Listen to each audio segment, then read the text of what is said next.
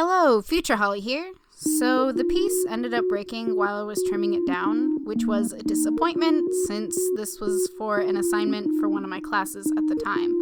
I actually ended up turning in a different and much smaller piece for the assignment. Links in the description below if you want to see the process of that and some great glass smashing techniques.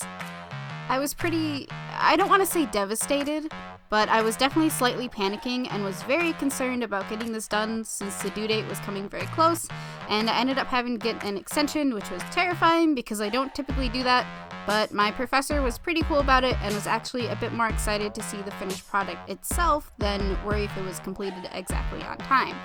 So I just wanted to say a quick and very grateful thanks to Dr. B for allowing me to turn in my assignment late and not docking me insanely. Thanks!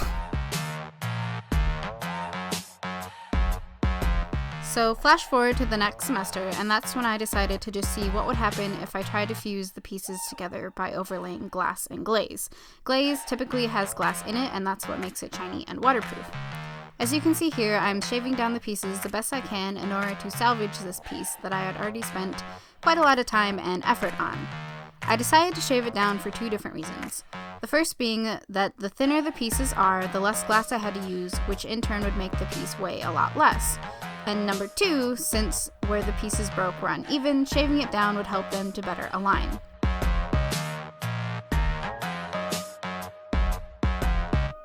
Here is the piece all nice and shaved down, before, after.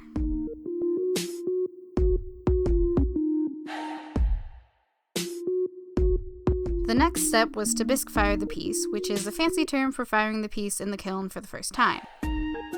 And then you wait for the kiln to get up to 1900 degrees Fahrenheit. I don't have a clip of that because it's really not a good idea to be standing by a kiln when it's at its peak temperature. So here's the piece after firing. It didn't explode, which is good.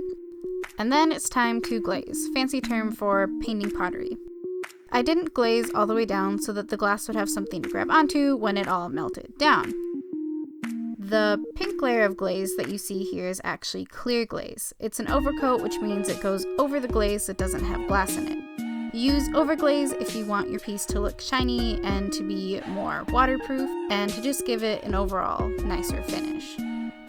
Then I placed the piece back into the kiln and started to add glass to it. I would just like you to keep in mind that I had absolutely no idea what the final product would look like. This being because I was using random glass that I bought from thrift stores, so all the glass is made of different consistencies, which affects melting points and coloring and all that sort of stuff.